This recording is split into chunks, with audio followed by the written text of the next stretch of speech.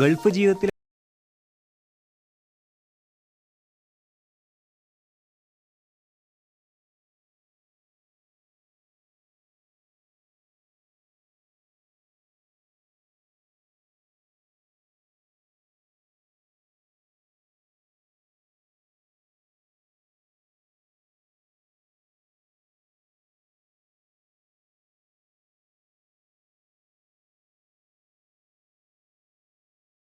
എണ്ണയിലേക്ക് ഇട്ട് കൊടുക്കുക. സ്പൂൺ ഉപയോഗിക്കാം, അഥവാ കുറച്ച് എക്സ്പീരിയൻസ് ഉള്ള ആളുകൾ ഇങ്ങനെ തള്ളവിരലിൻ്റെ ഉള്ളിലൂടെ നെക്കി പിഞ്ഞെടുത്താൽ മതി.